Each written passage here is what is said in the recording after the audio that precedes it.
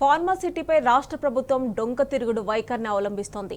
Pharma city ఉంటుందంటూ ఒకసారి చేపట్టలేమని మరోసారి ప్రకటిస్తూ గందరగోళం సృష్టిస్తోంది. ప్రాజెక్టును చేపట్టలేక వద్దని చెప్తే సేకరించిన రైతుల భూములు వెనక్కి ఇవ్వలేక రోజుకో మాట చెప్తోంది.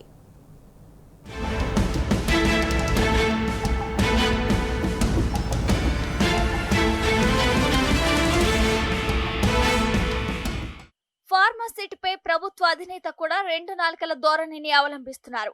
ఆయనే 1-2 సార్లు ఫార్మాసిటీని రద్దు చేస్తున్నట్లు స్వయంగా ప్రకటించారు.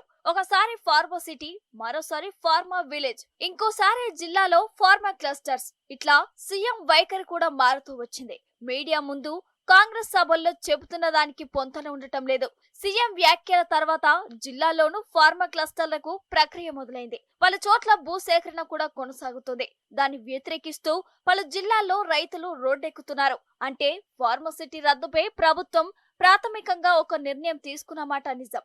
జిల్లాలో ఆ ప్రక్రియ కొనసాగుతుండటం నిజం. కానీ హైకోర్టుకు మాత్రం ప్రభుత్వం వేరే విధంగా చెప్తూ న్యాయస్థానాన్ని తప్పుదోవ పట్టిస్తుంది.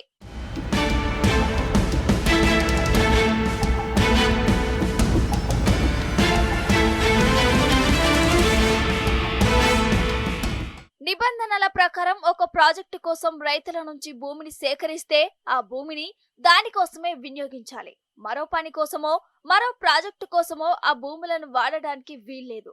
ఒకవేళ ఫార్మాసిటీ రద్దు చేస్తే దానికోసం రైతుల నుంచి సేకరించిన 13,000 ఎకరాలను తిరిగి ఇచ్చేయాల్సి ఉంటుంది. అందుకే రేవంత్ ప్రభుత్వం రద్దును అధికారికంగా ప్రకటించలేకపోతుంది. మరోవైపు అక్కడ స్పోర్ట్స్ విలేజ్ కడతామని సన్నాయి నొక్కులు నొక్కుతోంది.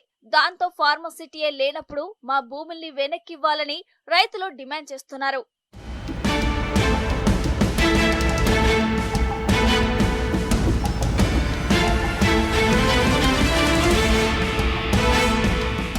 ఈ ఏడాది ఫిబ్రవరి 27న జరిగిన బయో ఏషియా వార్షిక సదస్సులో సీఎం రేవంత్ రెడ్డి మాట్లాడుతూ రాష్ట్రంలో నలువైపులా ఫార్మా విలేజ్లను ఏర్పాటు చేస్తామని అన్నారు. 1000 నుంచి 2000 ఎకరాల విస్తీర్ణంలో 1,00,000 కోట్ల పెట్టుబడితో 10 ఇంటిగ్రేటెడ్ ఫార్మా విలేజ్లను ఏర్పాటు చేస్తామని ప్రకటించారు. వీటిని ఫార్మాసిటీ కోసం సేకరించిన భూముల్లోనే ఏర్పాటు చేసేందుకు టీజీఐఐసిసి అధికారులు ప్రణాళికలు సిద్ధం చేస్తున్నారు. దాంతో తమ నుంచి సేకరించిన భూములను వెనక్కి ఇచ్చివేయాలని రైతులు కోరుతున్నారు.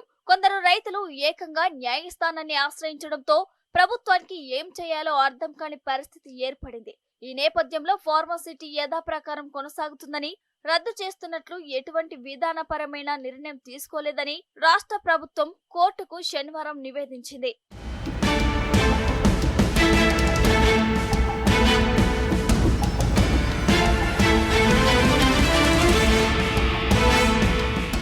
తెలంగాణ రాష్ట్రం ఔషధ ఉత్పత్తితో దూసుకుపోతోంది.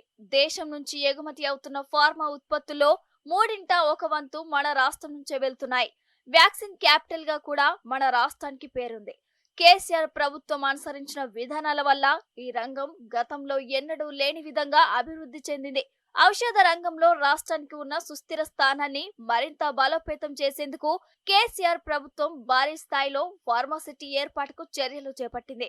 దీనికి అవసరమైన పర్యావరణ అనుమతులను కూడా సాధించింది. ఈ నేపథ్యంలో రాష్ట్రంలో కేసీఆర్ ఆనవాళ్లు లేకుండా చేయాలనే తలంపుతో ఎంతో ప్రతిష్టాత్మకంగా ఏర్పాటు చేయ తలపెట్టిన ఫార్మాసిటీపై రేవంత్ ప్రభుత్వం కక్షపూరిత ధోరణి అవలంబిస్తున్నదనే విమర్శలు వినిపిస్తున్నాయి.